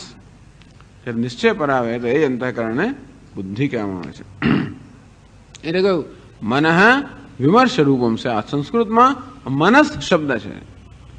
આપણે ગુજરાતીમાં મન કહીએ પણ સંસ્કૃતમાં મનસ શબ્દ છે. સકાર અડધો મનસ, સકારાંત. મન વિમર્શ રૂપમ સ્યાત. એ જ અંતઃકરણ જ્યારે વિમર્શ કરતું હોય, ગડમથલ કરતું હોય, સંશય કરતું હોય, સંકલ્પ વિકલ્પ કરતું હોય, ત્યારે એ મનની અવસ્થાને, એ અંતઃકરણની અવસ્થાને મનસ કહેવામાં આવે છે. બુદ્ધિ સ્યાત નિશ્ચયાત્મિકા. ત્યારે નિશ્ચયાત્મિકા, નિશ્ચય થઈ જાય. નિશ્ચયનું સ્વરૂપ છે એ પ્રકારની જ્યારે અવસ્થા હોય ત્યારે અંતઃકરણની, ત્યારે એને કહેવાય છે બુદ્ધિ. તેથી આ મનના જ બે વિભાગ કર્યા અથવા મનની જ બે અવસ્થાઓ છે, અંતઃકરણની મનસ અને બુદ્ધિ. આમ કહીને આપણને આ પંચમહાભૂતના સત્વઅંશમાંથી જે સર્જન થયું એની વાત કરી. પંચમહાભૂતના સત્વઅંશમાંથી પહેલા જ્ઞાનેન્દ્રિયો સર્જન થયું અને જોડે જોડે મનનું સર્જન થયું. પછી કયો બીજો ગુણ છે? રજોગુણ. તમે શું રજોગુણ શું બનતું હશે? સત્વગુણ હોય ત્યાં જ્ઞાન હોય, રજોગુણ ત્યાં શું હોય? કર્મ હોય. રજોગુણ શું બનતું હશે? કર્મેન્દ્રિયો જ બનતી હશે. અને જોડે જોડે કર્મેન્દ્રિયોને પણ શક્તિ આપનાર કોણ છે અંદર? પ્રાણ. તેથી આ રજોગુણના પંચમહાભૂતના રજોગુણમાંથી આ 5 કર્મેન્દ્રિયો બને અને એના મળેલા રજોગુણમાંથી પંચ પ્રાણ બને. એ કહે છે આગળ 21મા શ્લોકમાં કહે છે, રજોંશૈઃ પંચભિસ્તેષાં અંશૈઃ પંચ ક્રમાત કર્મેન્દ્રિયાણિ તો વાક્ પાણિપાદ પાયુપ સ્થાવિધાનાનિ જગ્નિરે. બીજી લાઈન આવું છૂટું તો પડાય નહીં, પણ બોલવા ખાતર આપણે એને બીજી પંક્તિ છે ને તો એક જ સાથે બોલવી પડે. વાક પાણીપાદ પાયુપસ્થાવિધાનાનિ જગ્નિરે, પણ એવું બોલતા જરા મુશ્કેલી પડે એટલે આપણે એને 2 વિભાગમાં વહેંચી નાખ્યું. રજંશૈઃ પંચભિઃ તેષામ, તેષામ પંચભિઃ રજંશૈઃ. આ 5 જે મહાભૂત છે એનો જે રજસ અંશ છે એમાંથી કર્મેન્દ્રિયાની જગ્નિરે, એમાંથી 5 કર્મેન્દ્રિયું સર્જન થયું. કઈ 5 કર્મ? વાક, પાણી, પાદ, પાયુ, ઉપસ્થ. અભિધાનાની જગ્નિરે આ પ્રકારે આવા નામવાળી 5 કર્મેન્દ્રિયો ઉત્પન્ન થઈ. વાક એટલે વાણીની વાણી, પાણી એટલે હાથ, પાદ એટલે પગ, પાયુ અને ઉપસ્થ મળ અને મૂત્રો ત્યાગ કરવાની ઇન્દ્રિયો, પાયુ અને ઉપસ્થ. આ પ્રકારે આ પંચમહાભૂતના રજોગુણમાંથી, રજસ અંશમાંથી આ 5 ઇન્દ્રિયો ક્રમથી ઉત્પન્ન થઈ. આકાશના રજસ અંશમાંથી આકાશનો કયો ધર્મ છે? આકાશનો કયો ગુણ છે? શબ્દ. તો આકાશના રજોગુણથી શું ઉત્પન્ન થઈ? વાણી. વાણીથી આપણે શું સર્જન કરીએ છીએ? શબ્દ. તો વાણીથી શબ્દ ઉત્પન્ન થાય છે, માટે વાણી આકાશના રજોગુણમાંથી બની. વાયુનો કયો ધર્મ છે? સ્પર્શ. તો વાયુના રજોગુણ શું બન્યું? હાથ. સ્પર્શ એનાથી કરીએ છીએ? હાથથી. અંતેથી વાયુના રજોગુણ શું બન્યો? હાથ. કર્મ એટલે જેનાથી આપણે વાયુ બળ પણ હોય છે, તો જે બળપૂર્વક કર્મ શાંત થાય છે? હાથથી. અગ્નિ. અગ્નિનો કયો ગુણ છે? તો કે રૂપ અને રંગ. અમે તો કઈ ઇન્દ્રિય બની? તો કે આપણા પગ. કોઈ રૂપ રંગને પ્રાપ્ત કરવા માટે એવું કલ્પના કરી શકાય. તેથી અગ્નિનો રૂપ કે રંગ એનો ધર્મ છે, એમાંથી આપણી બની ઇન્દ્રિય ચરણ, આપણો પગ. પછી જળનો કયો ધર્મ છે? સ્વાદ. તો જળ જેનાથી ત્યાગ કરવામાં આવે છે એ ઉપસ્થ ઇન્દ્રિય બની જળના રજસ અંશમાંથી. અને પૃથ્વીનો ત્યાગ જેને થાય છે એ પૃથ્વીનું ત્યાગ એ પાયુ ઇન્દ્રિય જે છે એ પૃથ્વીના રજસ અંશમાં બની. આ પ્રમાણે 5 મહાભૂતના રજસ અંશમાંથી 5 કર્મેન્દ્રિય બની. અને પછી એ બધા રજોગુણને સંમેલિત કરીએ તો શું બને છે? પ્રાણ. આપણો પ્રાણ જે છે એ પ્રાણ આ ઇન્દ્રિયો શક્તિ પ્રદાન કરે છે. પ્રાણ ન હોય તો ઇન્દ્રિયો ન ચાલી શકે. આપણું પ્રાણ જ્યારે ધારો કે તાવ આવ્યો હોય કે થયું હોય અને પ્રાણ શક્તિ નબળી પડી જાય તો હાથ ઊંચું ના થાય, ચલાય નહીં, બોલાય નહીં, કશું ના થઈ શકે. તો આ બધી આ કર્મેન્દ્રિય અંદર જે શક્તિ છે કોણ પ્રદાન કરે છે? પ્રાણ. અને માટે એ પ્રાણ જે છે બધી ઇન્દ્રિયોની પાછળ રહેલો છે, એ પંચમહાભૂતના સંમિલિત રજસ અંશમાંથી ઉત્પન્ન થાય છે. એ વસ્તુ 22મા શ્લોકમાં કહે છે,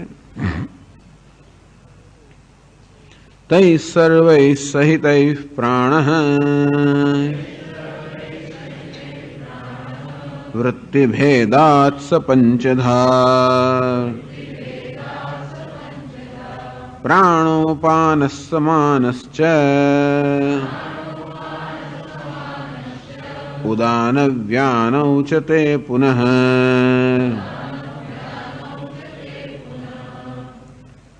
તૈ સર્વૈ સહિતૈ આ પંચમહાભૂતના સંમિલિત રજસંશમાંથી પ્રાણ ઉત્પન્ન થયો, પ્રાણશક્તિ ઉત્પન્ન થઈ. વૃત્તિ ભેદાત સપંચતા આ પ્રાણ જુદા જુદા કાર્ય શરીરમાં કરતો હોવાને કારણે એ કયા પ્રકારનું કાર્ય કરે છે એ પરથી એને જુદા જુદા નામ મળે છે. પ્રાણ, અપાન, સમાન, ઉદાન અને વ્યાન આ પાંચ પ્રાણની ભિન્ન ભિન્ન પ્રકારની પ્રવૃત્તિઓથી એક જ પ્રાણના પાંચ નામ છે. પ્રાણ આ શ્વાસ ઉપર આવે છે ને કહેવામાં છે પ્રાણ, શ્વાસ નીચે જાય ને કહેવામાં છે અપાન. પછી સમાન જે આપણા શરીરની અંદર પાચન ક્રિયા કરે છે એને કહેવામાં છે સમાન. પછી વ્યાન, વ્યાન એટલે શરીરની અંદર જે બધું પહોંચાડતો હોય, શરીરના તો પેટની અંદર અન્નને પચાવ્યું ખરું, પછી એ રસ જે છે એ આખા શરીરમાં જે પહોંચાડતો શું કહેવાય વ્યાન. અને ઉદાન આ શરીરમાંથી ઉત્ક્રમણ કરવા માટે જે વાયુ છે એને કહેવાય છે ઉદાન. ઉત્ક્રમણ એટલે છેલ્લું બહાર જાય, અથવા શરીર જ્યારે કંઈ પણ વસ્તુ ફેંકવામાં આવે એને ઉદાન વાયુ કહેવામાં આવે છે. આમ શરીરની અંદર પાંચ પ્રકારની પ્રવૃત્તિઓ ચાલે છે. શ્વાસ બહાર કાઢવો, શ્વાસ અંદર લેવો, અથવા વસ્તુઓનું મળ વિસર્જન વગેરે કરવો એ અપાન વાયુનો ધર્મ છે. પચાવવું એ સમાન વાયુનો ધર્મ છે. પછી રુધિર વગેરે એનું પ્રચાર કરવો આપણા શરીરની અંદર એ વ્યાન વાયુનો ધર્મ છે. અને શરીરમાંથી કોઈ વસ્તુને બહાર ઉપર કાઢવી એને ઉદાન વાયુનો ધર્મ છે. આવા પાંચ વાયુઓ છે એ પંચમહાભૂતના રજસ અંશમાંથી બન્યા. અને તેથી હવે 23મા શ્લોકમાં કહે છે આ પ્રમાણે આ જે સૂક્ષ્મ શરીર છે એ શેમાંથી ઉત્પન્ન થયું? સત્વગુણ અને રજોગુણમાંથી. કારણ કે બંને ગુણ આપણે ઇન્દ્રિયથી ન જોઈ શકીએ માટે એમાંથી ઉત્પન્ન થયેલા આ તત્વોમાંથી બન્યું સૂક્ષ્મ શરીર. એ કહે છે 23મા શ્લોકમાં બુદ્ધિ કર્મેન્દ્રિય પ્રાણ પંચકૈર્મનસાધિયા શરીરમ સપ્તદશભિઃ સૂક્ષ્મં તલ્લિંગમુચ્યતે.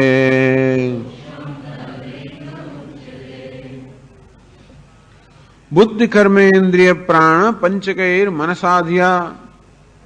બુદ્ધિ, બુદ્ધિ ઇન્દ્રિય એટલે પંચ જ્ઞાનેન્દ્રિય, કર્મેન્દ્રિય એટલે પંચ કર્મેન્દ્રિય, પ્રાણ એટલે પંચ પ્રાણ, પ્રાણ અપાન વ્યાન સમાન ઉદાન પંચ પ્રાણ એ કેટલા છે 15.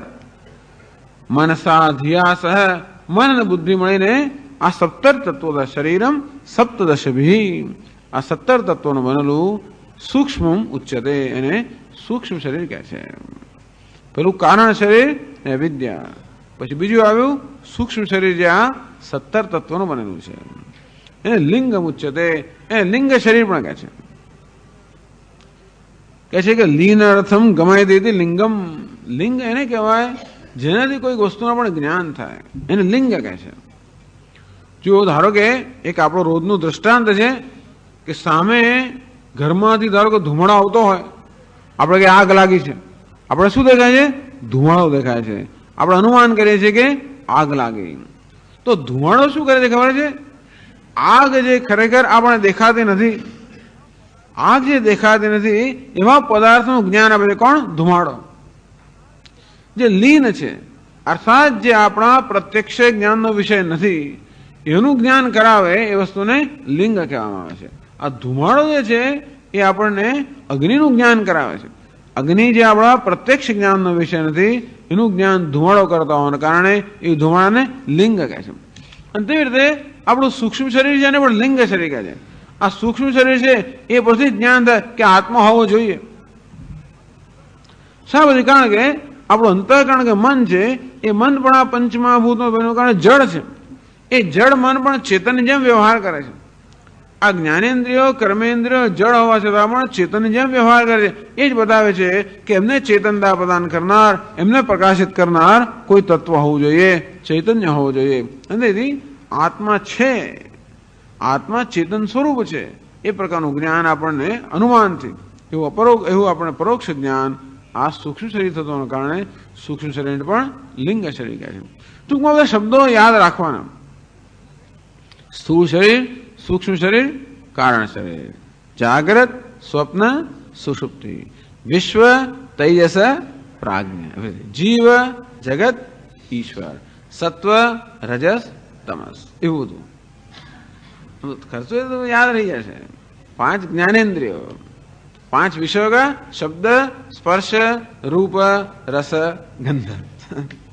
એ તો 5 જ્ઞાનેન્દ્રિયો, 5 કર્મેન્દ્રિયો, 5 પ્રાણ, બધું યાદ રહેવું જોઈએ.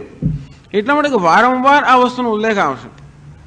વારંવાર ઉલ્લેખ આવશે એટલે એકવાર યાદ રહી જશે ને પછી આપણે હા મને યાદ, એટલે બધું તરત સરળતાથી સમજ પડી જશે. આ પ્રમાણે ગ્રંથકારે વિદ્યારણ્ય સ્વામીએ સૂક્ષ્મ શરીરની ઉત્પત્તિનું વર્ણન કર્યું. કારણ શરીર બતાવ્યું, સૂક્ષ્મ શરીર બતાવ્યું. હવે આગળ પછી એ સ્થૂળ શરીરની વાત કરશે.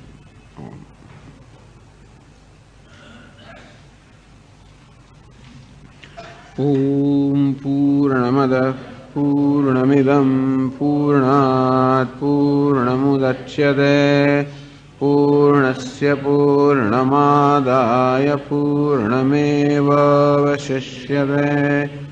ઓમ શાંતિ શાંતિ શાંતિ. શંકરં શંકરાચાર્યં કેશવં બાદરાયણં સૂત્રભાષ્યકૃતૌ વંદે ભગવन्तૌ પુનઃ પુનઃ. ઈશ્વરો ગુરુરાત્મેતિ મૂર્તિભેદવિભાગિને વ્યોમવદ્વ્યાપ્તદેહાય દક્ષિણામૂર્તયે નમઃ. ઓમ શાંતિ શાંતિ શાંતિ. હરિ ઓમ. શ્રી ગુરુભ્યો નમઃ. હરિ ઓમ. પ્રકરણ છે તત્વ વિવેક પ્રકરણ. અહીં તત્વનો વિવેક, તત્વને જે તત્વ નથી એનાથી છૂટું પાડવું એનું નામ વિવેક. જે અનારોપિત છે એને તત્વ કહેવામાં આવે છે, અર્થાત જેના પર આરોપ ન કરવામાં આવ્યો હોય એનું નામ તત્વ. તો આપણા વ્યક્તિત્વની અંદર એવું જ તત્વ છે જે અનારોપિત છે, અર્થાત આરોપ વગરનું છે. એને આરોપિત જે અતત્વ છે, જે તત્વ નથી એનાથી છૂટ પાડવાની આવશ્યકતા છે. કારણ કે તત્વ અને અતત્વ, આત્મા અને અનાત્મા એ બેનો વિવેક ન કરવાને કારણે જીવનમાં સર્વ દુઃખ છે.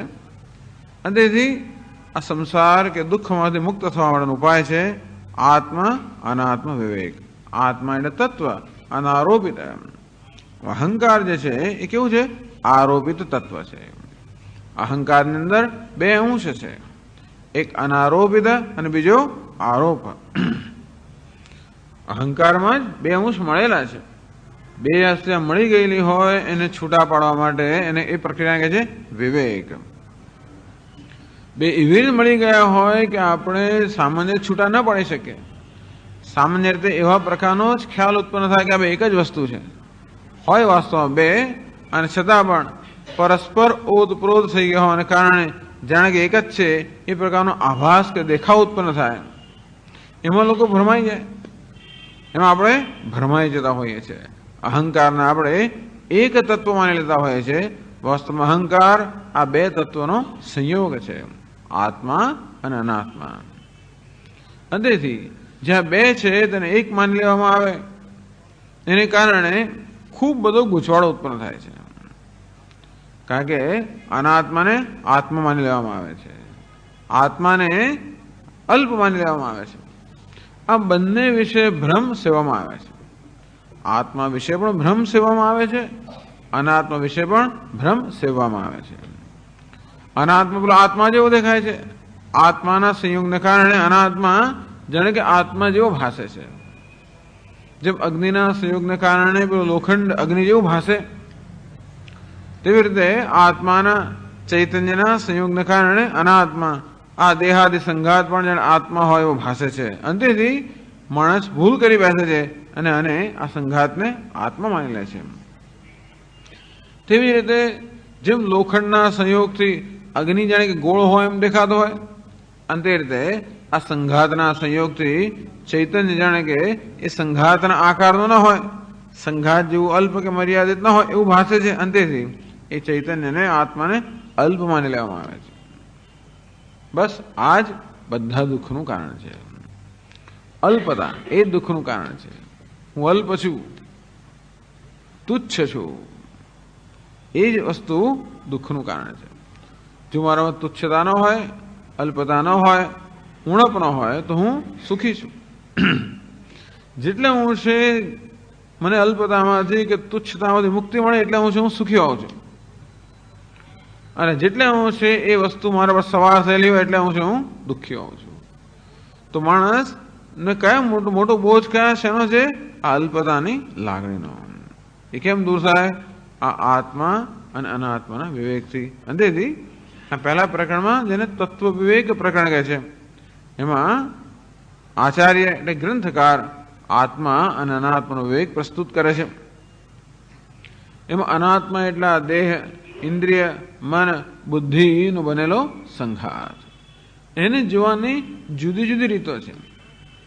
ક્યારેક અનાત્માને 3 શરીર એ રીતે જોવામાં આવે છે: સ્થૂળ શરીર, સૂક્ષ્મ શરીર, કારણ શરીર. ક્યારેક અનાત્માને પંચકોશ એ રીતે સમજવામાં આવે છે. સમજવા અન્નમય, પ્રાણમય, મનોમય, વિજ્ઞાનમય, આનંદમય, જેની ચર્ચા આવશે. અને એ 3 શરીર સાથે જ્યારે તાદાત્મ્ય સેવામાં આવે ત્યારે જીવની જ્યારે 3 અવસ્થાઓ હોય. આમ સ્થૂળ શરીરમાં અહંકારને કારણે જાગ્રત અવસ્થા, સૂક્ષ્મ શરીરમાં અહંકારને કારણે સ્વપ્ન અવસ્થા, અને કારણ શરીર અર્થાત અજ્ઞાનમાં અહંકારને કારણે સુષુપ્તિ અવસ્થા. અને તેને જ કારણે આ જીવ જુદા જુદા નામ પ્રાપ્ત કરે છે. આમ સ્થૂળ શરીરમાં અભિમાન ધરાવીને જાગ્રત રૂપે વ્યવહાર કરતો હોય ત્યારે વિશ્વ કહેવામાં આવે છે. સૂક્ષ્મ શરીર સાથે અભિમાન ધરાવીને વ્યવહાર કરતો હોય સ્વપ્નમાં ત્યારે એને તૈજસ કહેવામાં આવે છે. અને કારણ શરીરમાં અભિમાન ધરાવીને સુષુપ્તિનો અનુભવ કરી રહ્યો હોય ત્યારે એ જીવને પ્રાજ્ઞ કહેવામાં આવે છે. એક જ છે, પરંતુ કેવો વેશ પહેરે છે એના પરથી એના જુદા જુદા નામ છે. એક જ અભિનેતાને ભિખારી પણ કહીએ, રાજા પણ કહીએ, પ્રધાન પણ કહીએ. અંતે રીતે એક જ જીવ વિશ્વ કહેવાય છે, તૈજસ કહેવાય છે, પ્રાજ્ઞ કહેવાય છે. સ્થૂળ શરીરનો વેશ પહેરતો વિશ્વ, સૂક્ષ્મ શરીરનો વેશ પહેરતો તૈજસ, અને કારણ શરીરનો અજ્ઞાનનો વેશ પહેરતો પ્રાજ્ઞ. તો એની ચર્ચા અત્યારે ચાલી રહી છે. કેવી રીતે વિવેકનો પ્રારંભ કર્યો? પહેલા ગ્રંથકારે બતાવ્યું કે આત્મા સચ્ચિદાનંદ છે. આત્મા સત ચિત આનંદ સ્વરૂપ છે. શા પરથી કહો છો? પહેલા કહ્યું કે આત્મા ચિત્ત સ્વરૂપ છે, જ્ઞાન સ્વરૂપ છે. કેમ જ્ઞાન સ્વરૂપ છે? કારણ કે એ આત્માની જ્ઞાન સ્વરૂપતાનો ક્યારેય બાધ થતો નથી. અર્થાત જે વસ્તુમાં ક્યારેય પરિવર્તન થતું નથી, જેમાં વ્યભિચાર થતો નથી, જે ક્યારે દગો દેતું નથી, જે ક્યારે પણ મારાથી વિમુખ નથી થતો, જે હંમેશા મારી સાથે ને સાથે જ હોય, એનું તો મારું સ્વરૂપ. આમ જગતના વિષયો બદલાયા જ કરે છે સતત, અને છતાં પણ એ વિષયોને પ્રકાશિત કરનાર સંવિત એ ક્યારેય પણ ગેરહાજર નથી હોતી. એનું ક્યારેય લોપ થતો નથી. વિષયો આવે અને જાય, છતાં પણ બધા વિષયોને પ્રકાશિત કરનાર સંવિત કેવી હોય છે? સતત હોય છે, સતત જાગ્રત અવસ્થામાં.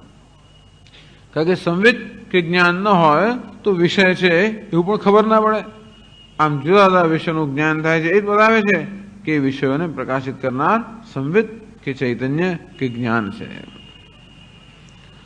અંતેથી જાગ્રત અવસ્થામાં સતત અને સમગ્ર જાગ્રત અવસ્થા દરમિયાન આ સંવિત હોય છે. વિષયોને પ્રકાશિત થયા કરે છે, વિષયો કરતા ભિન્ન. વિષયો બદલાયા કરે પણ સંવિત એક. સ્વપ્નમાં પણ એવું જ. ત્યાં પણ પેલા વિષયો જુદા પ્રકારના હોય, સૂક્ષ્મ વિષયો હોય, એ વિષયો ત્યાં બદલાયા કરતા હોય.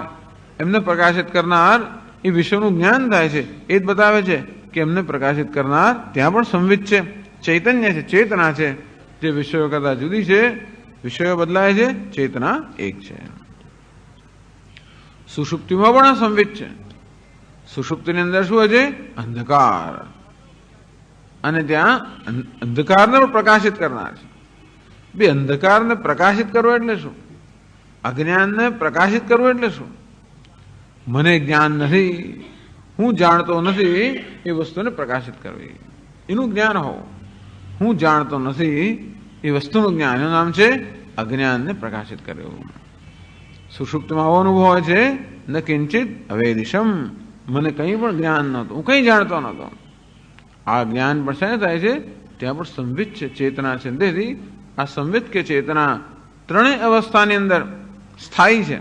જાગ્રતમાં, સ્વપ્નમાં, સુષુપ્તિમાં. વિષયો બદલાયા કરે. જાગ્રતમાં સ્થૂળ વિષય હોય, સ્વપ્નમાં સૂક્ષ્મ વિષય હોય, સુષુપ્તિમાં અજ્ઞાન હોય. ભલે વિષયો બદલાયા કરતા હોય છતાં પણ એ સર્વને પ્રકાશિત કરનારી સંવિત કે ચેતના કેવી છે? એક જ. ન ઉદયતી ન અસ્તમેતી. આ સંવિતનો ઉદય નથી, અસ્ત નથી. બુદ્ધિનો ઉદય થાય, અસ્ત થાય. ઉપાધિનો ઉદય થાય, અસ્ત થાય. સુષુપ્તિમાં અસ્ત થઈ જાય, જાગ્રતમાં ઉદય થાય. એશા સંવિદેકા, એશા સ્વયં પ્રભા. આ સંવિત કેવું છે? સ્વયં પ્રકાશ છે, સર્વને પ્રકાશિત કરનારી છે. એમ કરીને સિદ્ધ કર્યું કે આત્મા કેવો છે? સંવિત છે, ચેતના, ચૈતન્ય સ્વરૂપ છે. એમાં આત્મા પરાનંદ, અને જે સ્થાયી હોય, જેમાં ક્યારેય પરિવર્તન ના આવતું, એને સત કહેવાય. ત્રણેય કાળની અંદર જે હંમેશા સ્થાયી હોય એને કહેવાય સત. તો સંવિત કે ચેતના ત્રણેય કાળમાં હોવાને કારણે, ત્રણેય અવસ્થામાં હોવાને કારણે એને સત પણ કહેવાય. એટલે જે ચિત્ત છે એ જ સત છે, એ આનંદ પણ છે. એ પણ શા બધે કહ્યું? યમ આત્મા પરાનંદ. આત્મા આનંદ સ્વરૂપ છે. શા માટે? પરપ્રેમાસ્પદમ યત. કારણ કે આત્મા પરમ પ્રેમનો વિષય છે. પરમ પ્રેમ, નિરતિશય પ્રેમનો. મનુષ્ય પોતાને હંમેશા પ્રેમ કરતો હોય, બિન શરતી પ્રેમનો વિષય છે. જગતના વિષયોનો પ્રેમ થાય છે, એ પ્રેમ આત્માને કારણે થાય છે. આત્માને જે પ્રેમ થાય છે એ અન્યને કારણે થતો નથી. અન્યને જે પ્રેમ થાય છે આત્માને કારણે થાય છે. અર્થાત આત્મા હંમેશા પરમ પ્રેમનો વિષય છે. અને પ્રેમ ત્યાં જ હોય જે આનંદ હોય, એ સિવાય પ્રેમ ના હોય. કોઈ દુઃખને પ્રેમ ના કરે. અને પ્રેમનો વિષય કોણ હોય શકે? જે સુખનું સાધન હોય એ જ પ્રેમનો વિષય હોય. આત્મા સતત પ્રેમનો વિષય છે. એ જ બતાવે છે કે આત્મા આનંદ સ્વરૂપ છે. અને કેવો આનંદ? એ પ્રેમ કેવો છે? બિનશરતી પ્રેમ છે, નિરતિશય પ્રેમ છે. અને તેથી આનંદ પણ કેવો હોવો જોઈએ? નિરતિશય આનંદ. આ રીતે ગ્રંથકારે બતાવ્યું કે આત્મા સત ચિત આનંદ સ્વરૂપ છે, એ જ બ્રહ્મ છે.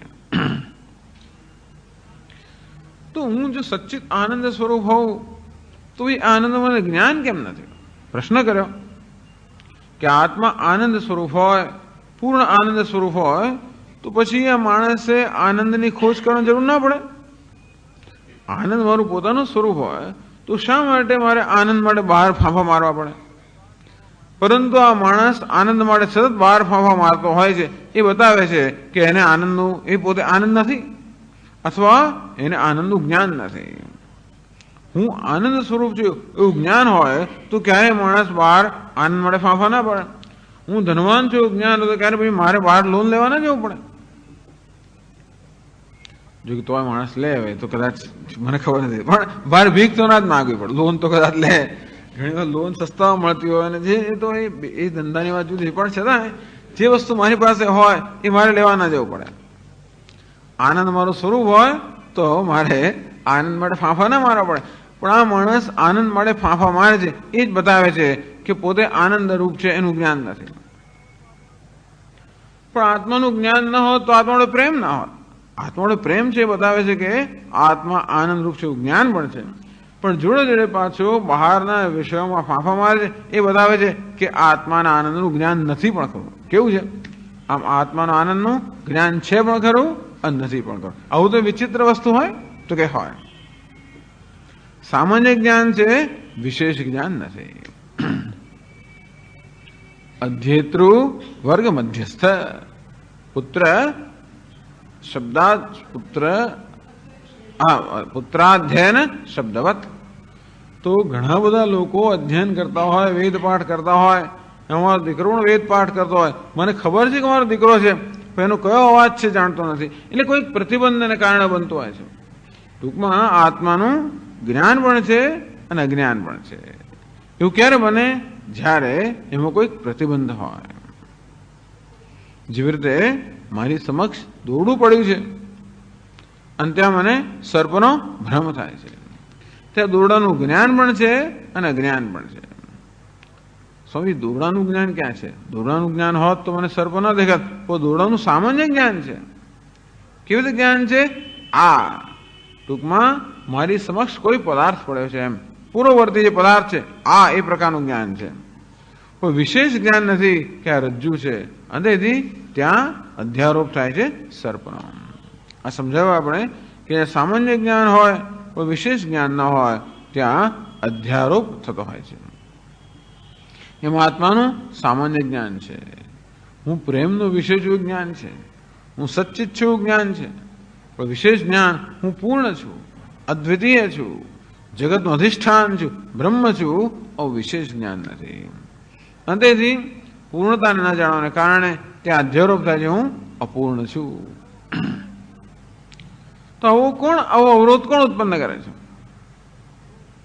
જેમ પેલા મારો દીકરો ત્યાં આગળ અધ્યયન કરતો હોય, એનું મને સામાન્ય જ્ઞાન છે, વિશેષ જ્ઞાન નથી, ત્યાં અવરોધ કોણ છે? ત્યાં પ્રતિબંધ કોણ છે? બધા બહુ લોકો સાથે અધ્યયન કરે છે. એટલે અહીં કયો પ્રતિબંધ છે?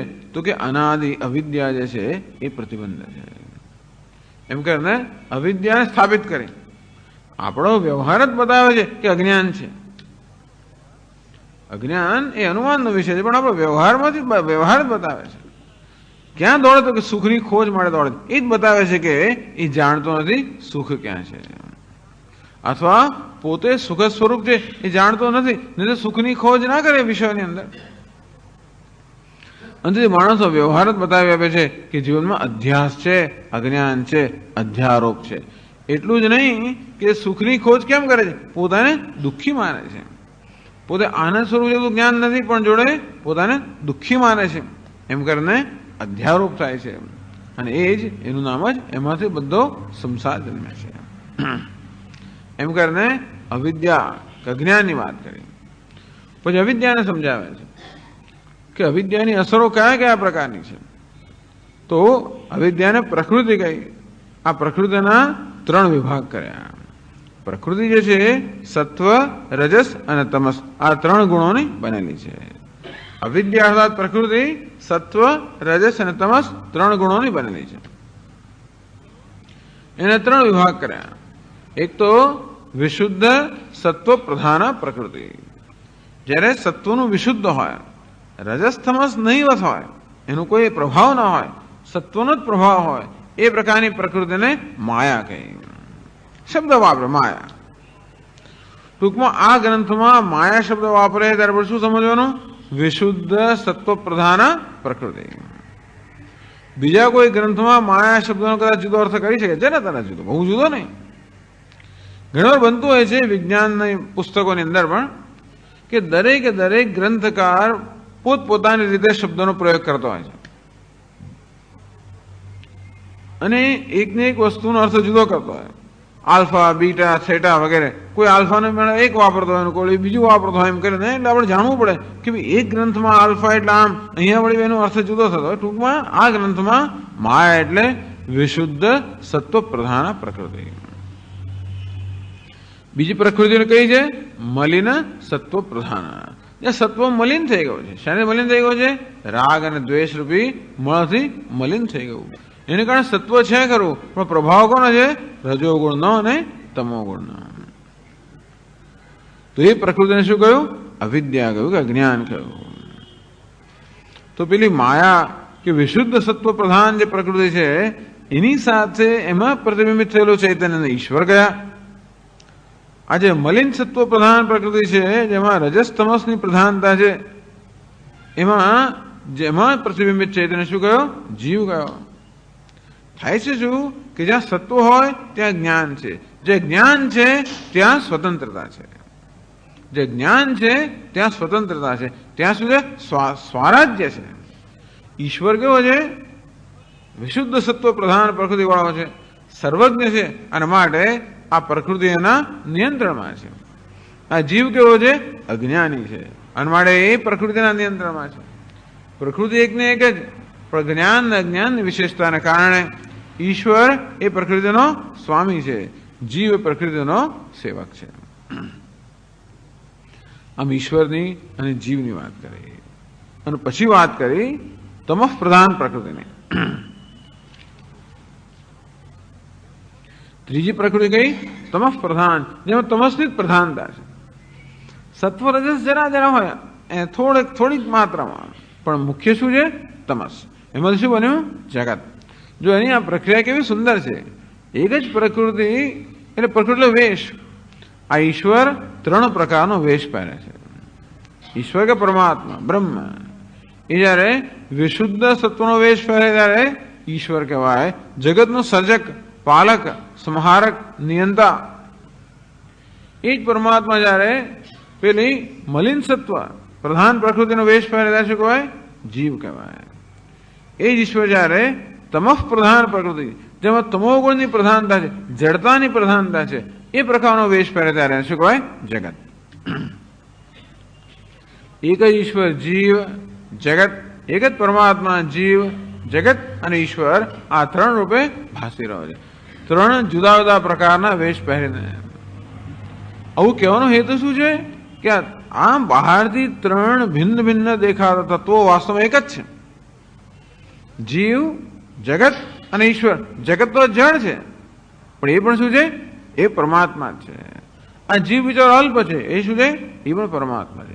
ઈશ્વર તો ક્યાંક દૂર છે, એ પણ શું છે? પરમાત્મા છે. આમ ત્રણેયમાં રહેલો પરમાત્મા એક છે, અદ્વિતીય છે. એ સમજાવવા માટે આ રીતે જીવ જગત અને ઈશ્વરની આ પ્રકારની સમજ આપવામાં આવી. તો પછી જગતની વાત કરે છે કે આપણું શરીર પણ જગતમાં આવી જાય, આ મન બુદ્ધિ પણ જગતમાં આવી જાય. જેનું સર્જન થયું નામ જગત. તો આપણે શું મૂળ કરવાનું છે? આત્મા અનાત્માનો વિવેક. એ આપણો મુખ્ય આમાં વિષય છે. આત્મા અનાત્માનો વિવેક. શા માટે? કારણ કે અનાત્મામાં આત્મબુદ્ધિ છે, આત્મામાં અલ્પ બુદ્ધિ છે. એમાંથી નિવૃત્ત થવા માટે. તો અનાત્મા કોને કહેવાય એ સમજાવવા માટે આખા સર્જનની પ્રક્રિયાનું વર્ણન કરે છે. 18મા શ્લોક કહ્યું તમઃ પ્રધાન પ્રકૃતે તદ્ભોગાયેશ્વરાજ્ઞા. 18 થી 23 શ્લોકો થયા છે. તો ચલો 18મા શ્લોકથી હું વાંચું છું, તમે પણ બોલો. તમઃ પ્રધાન પ્રકૃતે તદ્ભોગાયેશ્વરાજ્ઞયા વિયત પવન તેજોંબુ ભુવો ભૂતાની જગ્નિરે સત્વાંશૈઃ પંચભિસ્તેષાં ક્રમાદ્ધીન્દ્રિય પંચકમ શ્રોત્રત્વગક્ષિરસન ઘ્રાણાખ્યમુપજાયતે તૈરંતઃકરણં સર્વૈઃ વૃત્તિભેદેન તદ્વિધા મનોવિમર્શરૂપં સ્યાદ બુદ્ધિ સ્યાન્ નિશ્ચયાત્મિકા રજોંશૈઃ પંચભિસ્તેષાં